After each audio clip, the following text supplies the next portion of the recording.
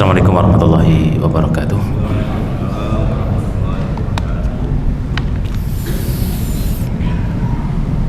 Alhamdulillah wa kafa, salatu wassalam ala nabiyyina Mustafa Muhammad ibn Abdillah wa asratihi wa ashabihi wa man sara ala nahjihi. Allahumma alimna ma yanfa'una wa anfa'na bima 'allamtana wa zidna ilman wa aslih lana sa'nana kullah wa la takilna ila anfusina tarfata 'ain. Qala Allah Ta'ala fil Qur'anil Karim, ya ayyuhalladzina amanu taqullaha haqqa tuqatih wa la tamutunna illa wa antum muslimun. Jemaah sekalian, kaum muslimin wal muslimat rahimakumullah.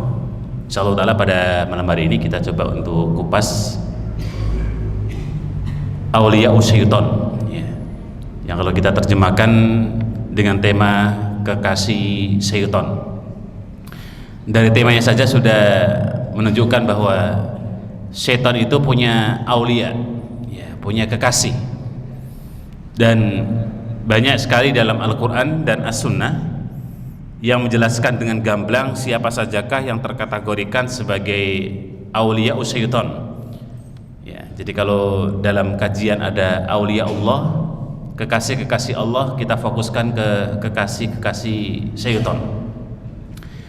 Syaitan jamaah sekalian rahimakumullah, ini salah satu asisten ya, atau utusan dari iblis ya. Jadi semua yang mengabdi kepada iblis disebut dengan syaitan. Makhluk yang terkategorikan dari kalangan jin, termasuk ada juga dari kalangan manusia. Allah Ta'ala berfirman, di antara golongan jin dan golongan manusia itu ada di antara pengikutnya iblis, min syarri waswasil khannas, dari keburukan-keburukan al-khannas ya. Khannas itu kata ahli tafsir, pertama adalah manusia, yang kedua adalah jin. Sehingga adanya kekasih-kekasih syaitan ya, ini menunjukkan kalau adanya hamba-hamba Allah yang mengabdi, adanya hamba-hamba Allah yang mengikuti bisikan-bisikan syaitan yang menjadi perantara dan sebab yang kemudian merusak nilai-nilai tauhid jemaah ya. Dan kita coba baca salah satu ayat yang menggambarkan betapa menakutkannya kekasih-kekasih syaitan ini yang kemudian ditugaskan oleh iblis untuk mengganggu anak cucu Adam ya. Nanti monggo Bapak Ibu sekalian bisa buka di surah Al-Baqarah 257. Allah Azza wa Jalla berfirman, Allahu waliyul ladina amanu yukhrijuna minad dhulumati ilan nur. Allah Subhanahu wa taala adalah kekasihnya orang-orang yang beriman, yang dimana Allah Subhanahu wa taala keluarkan dari kegelapan menuju cahaya ya, ini fitrah yang baik jemaah. Jadi fitrah yang baik itu orang yang tadinya dari kegelapan Allah angkat menuju cahaya ya. Dan ini kalau kita lebih panjang mengulik tafsirnya panjang. Kalimat nur itu salah satunya Islam. Yang tadinya kita dari jahiliyah, Allah berikan Islam kepada kita ya. Alhamdulillah, walaupun Islam kita Islam dari simbah nenek moyang, artinya sejak kita lahir sudah Islam, itu perlu untuk disyukuri. Adapun kemudian yang Allah sebutkan, walladzina kafaru awliya'uhumut taghut yukhrijunahum minan nur ila dhulumat. Jadi adanya orang-orang kafir sebagai kekasih-kekasihnya syaitan. Nanti kita akan coba ulik secara terperinci siapa sajakah yang termasuk awliya'uhum, karena humnya itu kembali ke orang kafir jemaah. Jadi orang-orang kafir mereka ini adalah kekasih-kekasihnya syaitan, yang dimana disebut dengan tauhid ya. Tauhid ini kalau kita merujuk dalam makna yang dijelaskan oleh Umar bin Khattab, artinya iblis. Kalau kita merujuk dalam definisi yang dikatakan Ibnu Qayyim, semua yang disembah selain Allah ya, itu tauhid. Lah tauhid ini kata Allah Subhanahu wa taala, yukhrijunahum minan nur, dia mengeluarkan kalian dari cahaya Allah Subhanahu wa taala ila dhulumat, menuju kegelapan. Ini kan sudah jelas ya, antara ajakan wali-wali syaitan yang dimana mengajak kepada kegelapan. Ulaika ashabun nar hum fiha khalidun. Allah tutup di akhir ayat, itulah orang-orang yang disebut sebagai ashabun nar, komunitas-komunitas penduduk neraka yang dimana kekal di dalam neraka jahanam, ya. Maka jamaah sekalian rahimakumullah, kita coba berangkat dari surah ini ya. Nanti kita akan coba kembangkan dari beberapa penjelasan yang ada tentang makna walladzina kafaru awliya'uhum. Jadi orang-orang kafir berserta rombongannya. Sehingga kata As-Sa'di dalam tafsirnya, beliau menyebutkan, inna ta'ammal wal mudabbir bi ayatillahi, kalau kita mau menghayati dengan baik ayat yang kita baca di atas ya, bahwa adanya orang-orang kafir yang dimana mereka ini punya kekasih. Ya, ingat aulia sempat ramai di negeri kita jamaah, yang kalau diterjemahkan adalah artinya kekasih itu. Jadi yang namanya aulia itu disebut sebagai salah satu di antara maknanya adalah orang yang terdekat jemaah. Jadi kalau ada sohib, aulia itu di atasnya. Makanya kenapa istilah para ulama, coba kalau kita lihat dalam semua kitab-kitabnya para ulama ya, dengan tema-tema kalau bicara masalah wali Allah dan wali syaitan, itu diksi yang dipakai oleh semua kitab-kitabnya ulama dengan menyebut aulia ya. Jadi misalnya ada kitab Auliyaur Rahman, Auliyaus Syaitan, kekasih-kekasih Allah dan kekasih-kekasih syaitan, itu disebut dengan istilah menggunakan aulia. Karena loyalitas yang dilakukan oleh seseorang kalau sudah mengabdikan kepada syaitan, maka pengabdian itu totalitas ya. Sehingga kalau orang itu sudah disematkan namanya Auliyaus Syaitan, itu pengabdian yang bukan cuma sekedar uji coba, tetapi seseorang itu sudah benar-benar mengabdikan dirinya kepada syaitan ya. Nah makanya kenapa istilahnya dalam Al-Quran disebut walladzina kafaru, orang-orang kafir, mereka ini mengabdikan kepada syaitan yang disebut dengan wali syaitan. Sehingga Allah Subhanahu wa taala menjelaskan ya dengan jelas terkait dengan ayat di atas, qad bayyana linnas anna awliya'u minasyaiton wa awliya'un nas, bahwasanya yang namanya kekasihnya manusia kalau dia menjauhkan dari Allah Subhanahu wa taala disebut sebagai kekasihnya syaitan ya, berarti nanti kita akan lihat ciri-ciri di antara wali-walinya syaitan ya. Ya tinggal di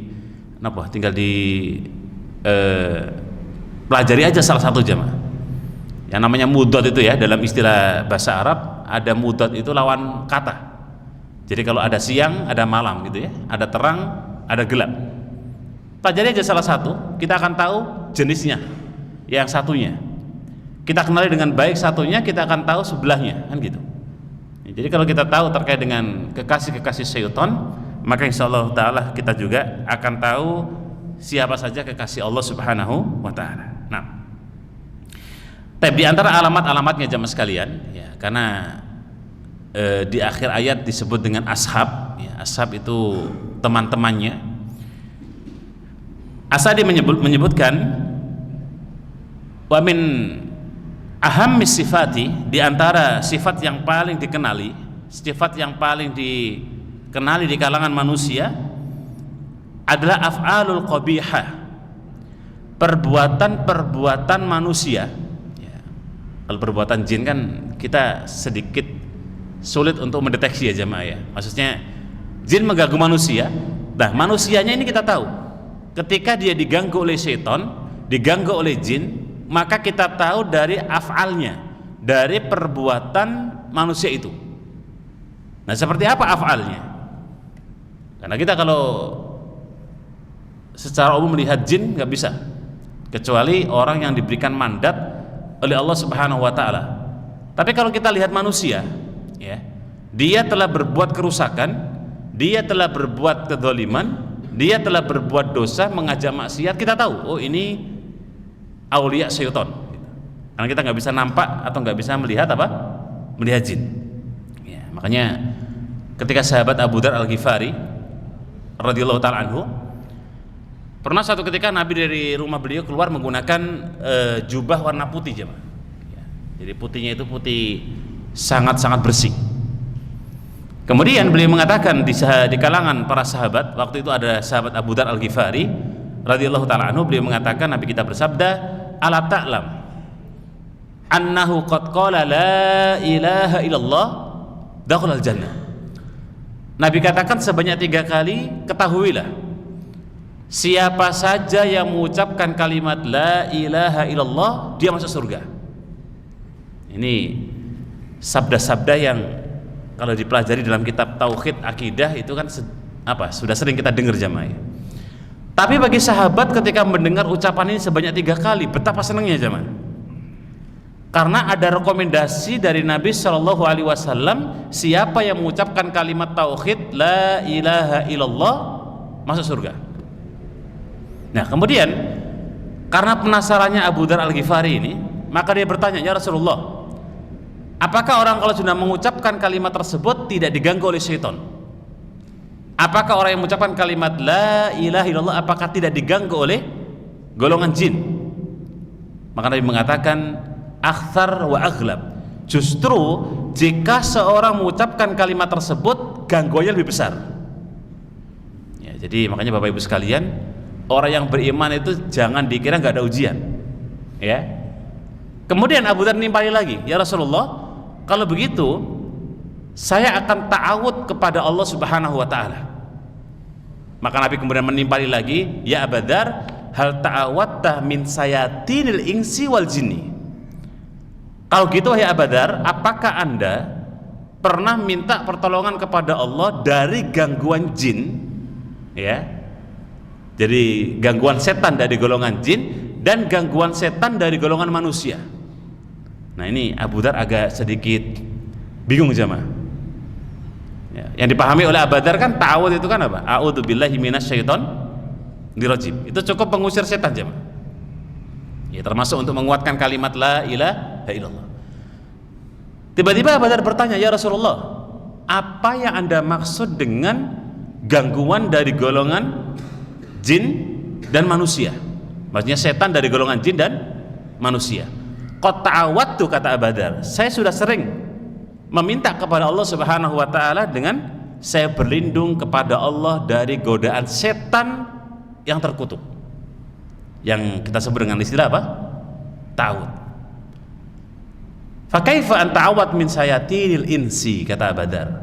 Terus gimana kalau saya minta perlindungan kepada Allah dari godaan manusia yang terkutuk? Gitu ya. Jadi seakan-akan Abu Dzar itu minta resep doanya lah, kurang lebih. Minta agar dikasih doa bagaimana kalau ada manusia yang mengganggu kita. Ini kan Bapak Ibu kalau diganggu temannya sadar apa tidak? Lebih banyak nggak sadarnya kan? Kadang-kadang diajak kemana kita terlena, diajak kemudian dalam maksiat terkadang pun kita nggak sadar, kan gitu ya? Banyaknya begitu. Maka di saat Nabi ditanya bagaimana solusi dan doa terbaik untuk berlindung kepada ya setan golongan manusia, ya ini menunjukkan kalau ada setan golongan apa? Manusia. Nabi tidak menjawab dengan doa, jemaah. Ya, ini menariknya, Nabi kalau ini dijawab dengan doa, maka saya yakin Bapak Ibu ini akan dipakai kalau lagi emosi sama temennya dengan mengatakan, "Saya berlindung dari sampean loh Pak yang terkutuk." Wah, itu bisa panjang itu ceritanya. Itu nggak akan bisa menyelesaikan masalah, malah nambah masalah ya. Lah nanti sebelahnya kalau lagi emosi juga dia nyebut, "Saya berlindung kepada sampean juga Pak yang naudzubillah terkutuk," kan gitu. Jadi malah battle apa? Battle argumen. Menariknya adalah Nabi SAW memberikan sebuah informasi yang ini nanti jadi syahidnya. Sebelum kita masuk ke beberapa poin penting, Nabi kita bersabda, "Hum asarru min sayatinil jinni." Setan golongan manusia itu lebih buruk daripada setan golongan jin. Titik sampai situ, jemaah. Hadis Abu Dawud dan yang lainnya. Jadi Nabi SAW mengatakan setan golongan manusia itu lebih menakutkan daripada setan golongan jin. Sehingga kalau tema kita berbicara auliya syaiton, ya, kekasih-kekasihnya syaiton dari golongan jin, Yang lebih bahaya itu adalah kalau ada setan-setan golongan manusia yang dia jadi kekasih kita, jemaah. Kadang-kadang tanpa kita sadari kita diajak teman kita misalnya meninggalkan sholat berjamaah, misal kita nggak sadar kadang-kadang diajak teman kita untuk apa? Pekerjaan yang lalai ketaatan kepada Allah. Kita diajak teman kita untuk kadang-kadang ghibah yang berjam-jam. Kita diajak untuk kadang-kadang membuat makar, ya, tipu daya, bully, nyakiti, nipu orang. Kadang-kadang kita diajak orang untuk berbuat sebuah dosa yang terencana. Itu apa jemaah namanya? Kan setan juga itu. Tapi masalah problemnya adalah setan yang dari manusia ini nggak bisa sekedar dibacakan ta'awud, itu masalahnya. Nah, Bapak Ibu bacakan ta'awud, setan manusia yang suka makan gorengan, bakwan, bakso itu, wah itu masih wanteng-anteng tuh, sambil duduk manis gitu. Untuk bakso satu piring sama mangkok juga habis tuh. Jadi nggak ada rasa takutnya. Ya. Nah ini yang perlu kita ketahui bahwa wa min ahami sifat, ya, auliya usyaitan wa khisbuhu, yang disebut oleh As-Sa'di itu rahimallahu taala, kekasih-kekasih setan dan antek-anteknya. Nah, ini siapa antek-anteknya Bapak Ibu? Manusia juga loh, hati-hati ya. Tapi saya nggak nunjuk ini fulan-fulan ini anteknya setan gitu, bukan. Tapi kita itu perlu waspada karena betapa menakutkannya. Nabi katakan hum asyarru min sayatinil jinni. Setan golongan manusia itu jauh lebih menakutkan ketimbang setan golongan jin. Ya. Baik. Ternyata kata para ulama menyebutkan di sini ayyakunu syuraka oleh syaitan fi af'alil qabihah. Mereka ini bersekutu dalam membuat perserikatan. Ya, kalau bahasa ilmu akidahnya itu membuat kesyirikan. Ya, bagaimana kita lihat jemaah sekalian ya, para penyembah kubur, penyembah orang mati, penyembah tempat angker, itu siapa yang membuat misalnya yang namanya pendaftaran, ya kan? Yang membuat kemudian bagaimana rute perjalanannya, ya manusia. Setannya kemana setannya? Oh, setannya nonton sambil ngipasin. Ayo Pak, buka pendaftaran, nanti rutenya ke sini, nanti kuburannya A, minta-minta di sana, berkahnya di sini, semua diatur, ya. Sehingga adanya kemudian al-musyarakah, mereka membuat kesyirikan yang agar manusia itu terjerumus kepada af'alul qabihah, yang istilahnya adalah apa? Perbuatan-perbuatan yang buruk. Ya. Jadi betapa pintarnya ini yang namanya syaitan ini membuat sebuah jalan, membuat sebuah makar yang jalannya itu kemudian untuk merusak perbuatan manusia. Ya, dan itu terstruktur jemaah. Jangan dikira kemaksiatan yang dilakukan oleh golongan setan bentuk manusia itu lebih terstruktur rapi daripada golongan jin. Ya. Memang jin punya program-programnya. Manusia pun yang golongan setan ini, mereka pun juga kemudian diberikan zurfal qaul, diberikan bisikan-bisikan oleh siapa? Oleh syaitan. Fayaqumu bitadbiqi ma'amarahum, maka konsekuensinya manusia yang golongan aulia syaitan ini, mereka melakukan dengan apa yang telah diperintahkan oleh waswas syaitan tadi, ya, tanpa disadari jemaah. Bahkan kemudian mereka ini membuat sebuah perencanaan untuk jalur menuju neraka jahanam. Ya, kekasih-kekasih setan ini, naudzubillah ya. Jadi kekasih-kekasih setan ini mereka dari mulai atasan sampai bawahan itu rencananya semua bisa dipahami. Ya, kata As-Sa'di rahimahullah taala, fayaqumu bitadbiqi ma'amarahum. Mereka akan melakukan dengan apa yang telah diperintahkan. Satu komando lah bahasa kita ya, kalau mau diistilahkan hari ini itu satu komando. Dan setan itu kalau sudah satu komando jamaah, nggak ada yang menyeleweng, nggak ada yang ngeyel, nggak ada. Ya, dari mana kita tahu kalau setan-setan itu nggak ada yang ngeyel? Ya. As-Sa'di mengatakan wa min sulukiyati qudwah. Sekali instruksi dari atasan, setan ini langsung merapatkan sop barisannya jamaah. Hanya kalau kita merasa sudah ngaji, sudah taat, sudah ibadah, sudah taklim, sudah belajar, sudah ini, sudah itu, wah itu kalau sudah ketemu setan yang levelnya number one itu bisa keder juga loh jemaah. Kalau setan yang levelnya mungkin di angka 10 gitu ya, angka 9, iman kita bisa iman ya dingin panas juga itu ya. Karena mereka juga punya tingkatan-tingkatan, punya level-levelnya ya. Baik.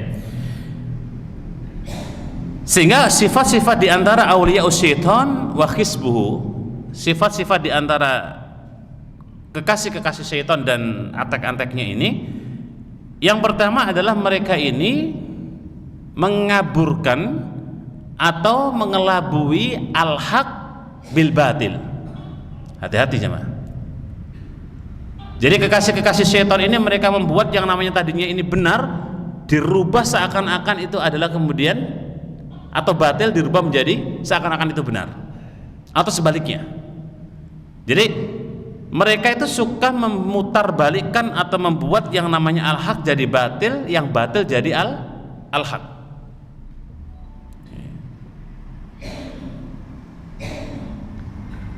Kama qala ta'ala, sebagaimana Allah Ta'ala berfirman, innal ladzina yakfuruna bi ayatillah, dan orang-orang yang kufur dengan ayat-ayat Allah Subhanahu wa taala, mereka itu kemudian yaqtulunan nabiyyina bighairi haqqin, mereka suka menteror para utusan Allah Subhanahu wa taala. Coba lihat Bapak Ibu, dari zaman ke zaman ya. Dari zaman Nabi Nuh ya, karena memang munculnya pokok masalah kesyirikan itu di zaman Nabi Nuh, sampai akhir zaman semua para utusan itu diteror oleh orang-orang kafir, mau dibunuh. Ingat, kalau kita nyebut orang kafir ini adalah kekasihnya syaitan jemaah. Sekelas mereka para utusan Allah itu diteror, mau dibunuh, ditangkap, ya, mau disiksa. Dan itu pun dialami oleh para sahabat. Sebagian di antara sahabat ada yang mendapati mereka ditangkap, disiksa, bahkan dibunuh. Ya. Wa yaqtuluna alladziina ya'muruna bil qisti minan nas.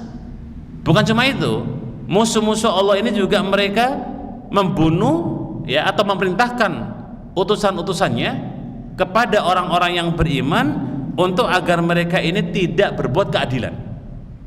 Nah, itu juga bagaimana hari ini kita jumpai dalam konteks yang paling kecil aja jemaah ya, maksudnya keluarga kita masing-masing lah. Ya, kalau kita pasti memiliki amanah di situ ya, sebagai bapak rumah tangga, istri sebagai presiden ketika suami tidak ada, jadi punya amanah masing-masing. Terkadang di situ kita kadang-kadang ada perbuatan yang tidak adil dalam keluarga kita saja. Nah, itu ketahuilah bahwa itu salah satu di antara di mana setan sudah masuk di rumah kita. Tetapi Allah Subhanahu wa taala menyebutkan untuk mereka orang-orang yang suka menteror para utusan Allah, yang mereka juga telah membunuh orang-orang yang kemudian mengajarkan keadilan ya.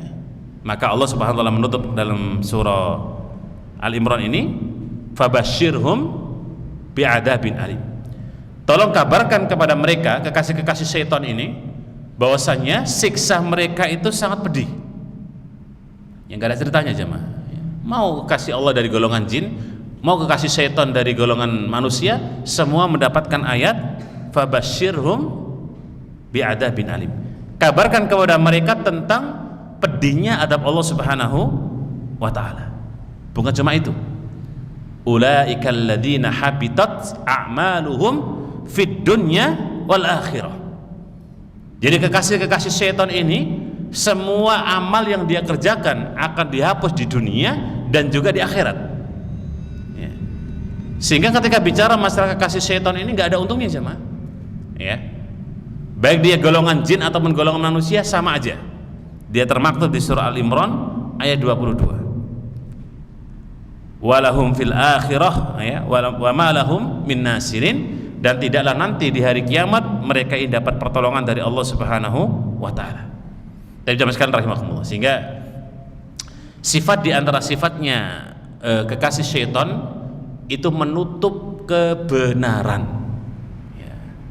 Dalam kitab Firqatun Najiyah wa Ta'ifatul Mansurah, di antara penutup kebenaran adalah manakala ada al-haq, manakala ada kebaikan, dia benci dengan kebaikan. Yang kalau kita menukil dalam sebuah hadis Nabi, namanya batarul haq itu jemaah. Jadi nyata sekali sebenarnya kalau kita bicara siapa sih kekasihnya setan, kalau ada kebaikan, kebenaran dia tutup ya. Dan itu Nabi sudah sabdakan dalam sebuah hadis, yang namanya al-kibr itu batarul haq, orang yang ketika dia menutup kebenaran dengan ditolak. Ya, makanya setan itu kalau dinasihati, maka dia akan merespon jemaah, dia nggak suka. Ya, makanya kenapa setan itu punya yang namanya zukhrufal qaul, dia punya ucapan-ucapan yang indah untuk agar manusia itu terperdaya. Ya, dibikin was-was, dibikin bisikan-bisikan, dibikin rayuan-rayuan, dibikin seakan-akan ini benar padahal tidak benar. Itu tugasnya mereka. Bahkan di antara tugas yang sangat nyata itu adalah bagaimana memberikan bisikan kepada hati manusia agar mereka jauh dari Allah Subhanahu wa taala. Ya. Nah, kalau seorang itu sudah terbalik, ya, kebenaran jadi kebatilan, maka setan itu akan menduduki dia, jemaah. Sebagaimana janjinya iblis itu, ya. Ya, kalau iblis mah sampai hari ini belum pensiun ya, jemaah. Ya, jadi iblis satu itu yang pernah diskusi dengan Allah Subhanahu wa taala di surga, ketika dia mengatakan la aqudanna siratakal mustaqimah, sungguh benar-benar kata iblis, aku akan duduki jalanmu ya Allah yang lurus. Bayangkan, iblis membuat janji di hadapan Allah Subhanahu wa taala dengan menggunakan nun taukid, dan kalimat yang dipakai la aqudanna siratakal mustaqim itu taukidnya double, jemaah. Artinya kalau terjemahkan, benar-benar aku, kata iblis, akan duduki jalanmu yang lurus. Allah katakan apa, jemaah? Moga-moga saja, silakan kau duduki jalanku yang lurus, ya. Atau juga Allah seandainya pun semua manusia ini tidak beriman, juga tidak akan berkurang sedikit pun kekuasaan Allah Subhanahu wa taala. Jadi misalnya orang itu kafir semua itu, jemaah, misalnya dari zaman Nabi Adam sampai kiamat, nggak berkurang sedikit pun kemudian kekuasaan Allah Subhanahu wa taala. Sebaliknya juga, mau beriman semua pun juga tidak berpengaruh kepada Allah Subhanahu wa taala. Maka Allah katakan silakan. Ya. Ditantang oleh Allah Subhanahu wa taala, dan saksi di mana diskusi ini menunjukkan kalau iblis itu punya permusuhan yang sangat besar kepada Allah Subhanahu wa taala. Sehingga wajar kalau sekarang al-haq kadang-kadang sudah menjadi al-batil, jemaah. Kadang-kadang pun sebagian di masyarakat kita tauhid berubah jadi syirik, sunnah kadang-kadang menjadi perkara bid'ah, ketaatan berubah menjadi sesuatu yang itu dianggap kemaksiatan. Jadi sudah berubah-ubah. Berarti kan dari zaman ke zaman sumpahnya iblis itu akan menduduki jalan Allah Subhanahu wa taala itu berawal dan berangkat dari asisten-asistennya iblis yang disebut dengan syaitan ini. Ya, makanya kalau kita bicara masalah syaitan, masya Allah, ya, sangat banyak ayat kalau kita bicara tentang sifat-sifat syaitan, bahwa syaitan itu sebagai salah satu di antara makhluk yang dhaif. Innahu lakum aduwwum mubin. Makhluk yang dhaif, makhluk yang termasuk musuh manusia yang paling nyata. Allah menyebutnya juga auliya usyaitan wa khisbuhum, ya, al khasirin. Setan dan bala tentaranya dan juga termasuk antek-anteknya itu semua merugi. Jadi kalau kita bicara setan sudah gamblang sebenarnya, jamaah. Sudah clear lah diskusi kita gitu. Sudah clear dalam syariat kalau dia itu musuh kita, ya, dan kita ini pasti menang, lebih kuat daripada mereka. Tapi kenapa seakan-akan kita baru digertak saja sudah nyalinya ciut, jemaah, gitu ya. Baru kadang-kadang diejek udah nggak ke masjid, itu kan termasuk, ya. Dibilang kemudian kadang-kadang sok alim, sok pinter, sok soleh misalnya gitu, kadang-kadang sudah nggak mau ngaji lagi. Ya, dibully, dilabeli, diejek macam-macam. Nah, ini perlu hati-hati. Ya, karena setan itu kepintaran untuk menjerumuskan hamba-hamba Allah Subhanahu wa taala itu memiliki banyak cara, jemaah, banyak kiat. Kalau nggak berhasil dengan cara A, ya cara B, kan gitu. Kalau B juga nggak berhasil, coba cara yang C nggak berhasil, D nggak berhasil, E sampai Z, jemaah. Kalau bisa setan itu ngulangi lagi. Sabarnya itu luar biasa loh. Doif tapi dia punya kesabaran, ya. Lemah tapi dia punya tekad, itu iblis, ya. Sehingga syaitan ini menjadi musuh yang sangat nyata di hadapan manusia. Tapi kita kembali ke tema, jemaah. Jadi auliya syaitan merubah kebenaran menjadi apa? Kebatilan. Ya. Yang kedua, di antara sifat-sifat auliya syaitan, ya, qaulul kadhib lil haqq. Dia suka menyebarkan ucapan-ucapan dusta di tengah-tengah kebenaran. Nah, ini juga mohon nanti dicek aja di negeri di kanan kiri kita, fenomena di negeri kita, di kampung kita, di masyarakat kita, banyak nggak kira-kira orang itu berucap bohong, ya, berucap dusta, yang kemudian menutup kebenaran yang ada. Ya, karena kata Ibnu Qayyim rahimahullah taala, al-aql wal basirah, ya, kita ini kan punya jamaah, kita punya dua itu ya. Al-aql itu akal, basirah itu pengetahuan. Ya, coba siapa yang nggak punya dua ini dalam diri kita? Nah, akal dan al-basirah itu kalau seseorang kalau berbuat bohong, maka keduanya tertutup jamaah. Jadi akal itu akal lumrahnya kita, ya. Kalau saya bicara akal itu berarti yang sehat, ya, yang benar. Sedangkan basirah, semua orang itu punya pengetahuan. Orang itu tahu yang namanya dusta, bohong itu tidak benar.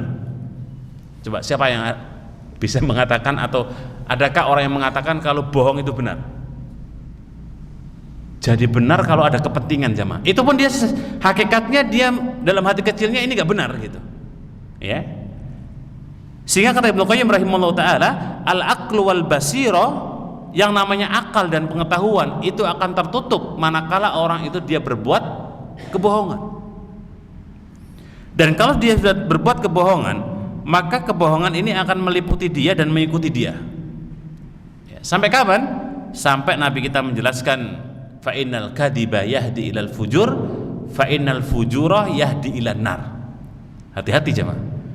Jadi bohong itu urutannya, kalau sekali dia akan ngulangi yang kedua, dua kali dia akan ngulangi yang ketiga, ketiga, keempat, kelima, keenam, karena akan terbiasa.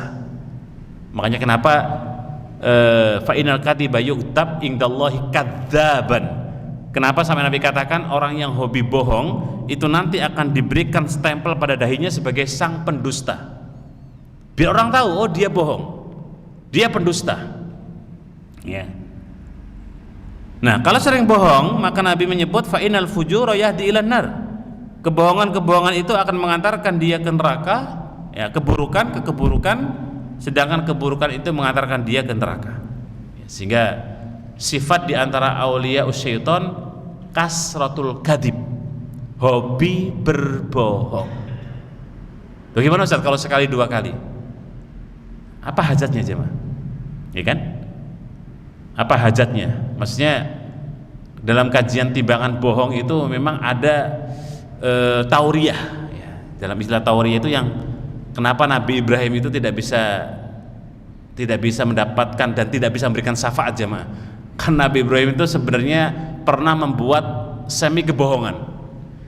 Walaupun sebenarnya kalau dipelajari Nabi Ibrahim itu tidak pernah bohong jemaah. Tapi kan mungkin Bapak Ibu pernah dengar kisah kalau Nabi Ibrahim pernah mengatakan ketika ditanya siapa yang menghancurkan berhala, apa jawabannya?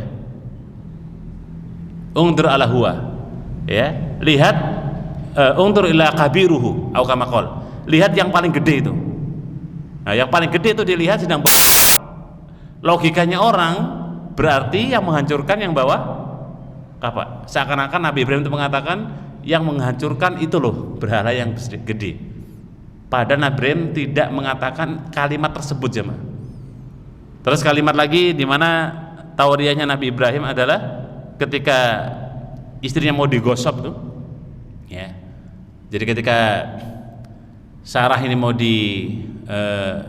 diambil oleh imro'ah kaisar Mesir, maka disebut kalau nanti ditanya siapa engkau, bilang saja aku dan kamu adalah saudara dan saudari. Maksudnya adalah saudara-saudari seiman. Tapi kan maksudnya bukan itu bagi orang kafir yang mau nangkap, ya kan? Jadi ternyata memang itu semacam tauriyah, semi bohong. Tapi wallahu a'lam itu yang menyebabkan kemudian beliau tidak bisa memberikan syafaat di yaumul qiyamah. Tapi ala kulli hal, Seorang yang ketika dia berbohong maka akan diikuti dengan kebohongan-kebohongan berikutnya, dan itu bisa menjadi al-fawakhis, ya, keburukan atau perbuatan keji pada diri seseorang.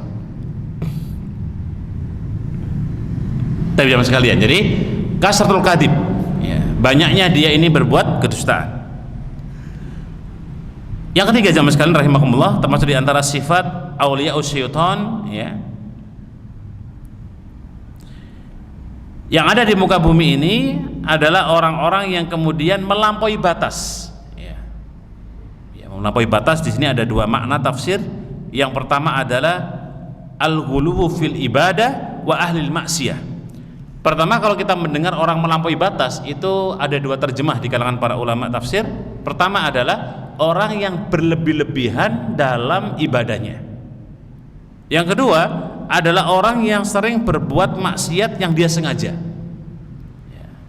Ini disebut dengan al-mu'tadin. Dan termasuk di antara kekasih-kekasihnya syaitan. Maksudnya syaitan itu suka dengan orang-orang seperti itu, orang yang melampaui batas dalam beribadah, ya. Makanya mana sih yang lebih penting gitu, atau mana yang lebih dahulukan, ilmu dulu atau ibadah dulu?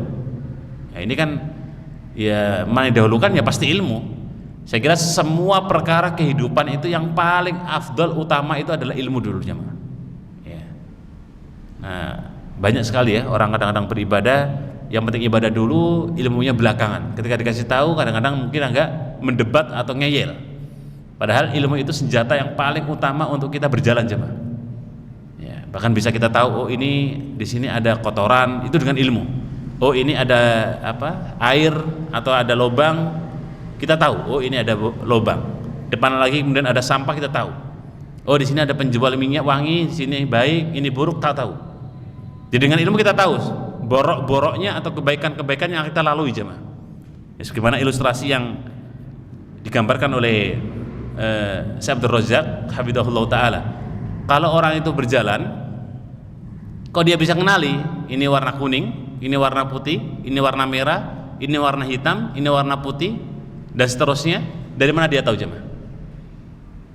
Pengetahuan dia yang menjelaskan tentang ini warna merah, ini warna kuning, ini warna hijau, ini warna putih, kan gitu ya. Semakin dia jauh jalannya, kita ini kan berjalan, jemaah, ya, dalam hidup. Dalam hadis murabba itu, hadis keempat, Nabi menyebut semua orang itu yasiru ala umrihi, dia jalan sesuai dengan batas masing-masing. Maksudnya sesuai dengan kematiannya. Kalau ajalnya dekat, ya jalannya pendek. Ajalnya panjang, jalannya panjang. Nah, setiap dia berjalan, maka dia akan menjumpai yang namanya mihnah. Nah, bagaimana kita tahu mihnah itu ujian? Bagaimana kita tahu kalau depan kita ini ujian? Bagaimana kita tahu kalau depan kita ini adalah kemudian rintangan? Ilmunya, jemaah. Sehingga untuk mengetahui di antara kemudian seorang itu kemudian mu'tadin tadi, yang melampaui batas, ada dua makna tadi, ya. Yang pertama adalah ibadah yang memang mengasal atau asal ibadah, atau berlebihan dalam ibadah tanpa ada ilmunya, ini berbahaya. Yang kedua adalah maksiat atau ahli maksiat. Nah, terkait dengan dua hal ini, Nabi SAW pernah menyebutkan yang disebut dengan al-mutakabbirun wal mutajabbirun. Ada tipe orang yang sombong, ada tipe orang yang perusak, jemaah. Ya, siapa itu perusak? Jadi yang merusak alam semesta ini, yang misalnya terjadi tsunami, terjadi gempa, terjadi letusan Merapi, terjadi misalnya ada penghancuran di mana-mana, itu kan termasuk kerusakan alam, jemaah. Ternyata kata Nabi SAW, al-mutajabbirin atau al-mutajabbirun, atau dalam riwayat yang lain al-jabbarun, itu adalah di mana kalau ada di kampung kita, Bapak Ibu. Misalnya di kampung kita itu, mohon maaf nih, sekedar contoh ya, ada penjual khamr dan diminum, setiap orang mampir situ untuk minum. Kayak kalau sekarang itu bikin kafe, tapi isinya minuman keras, isinya berbuat dosa, keras, minuman keras, ada wanita, ya, jual beli transaksi kemaluan, ya. perzinaan di situ. Nah, itu kan kalau ada satu kampung yang misalnya mengamini bahwa itu adalah aman-aman saja, nah itu dalam makna al-jabbarun wal mutajabbirun, itu kerusakan yang nyata yang suatu saat akan menimpa satu kampung gitu jemaah. Ya, makanya kalau ada di kampung kita berbuat dosa, onar, maksiat, jangan dibiarkan jemaah. Ingatkan. Ya, karena itu menjadi salah satu di antara bagaimana tempat untuk berkumpulnya kekasih-kekasihnya siapa? Kekasih syaitan. Wallahu taala alam. Demikian barangkali, semoga yang sedikit ini ada manfaatnya dan bisa kita pahami dan juga bisa kita dakwakan. Aku qouli hadza. Assalamualaikum warahmatullahi wabarakatuh.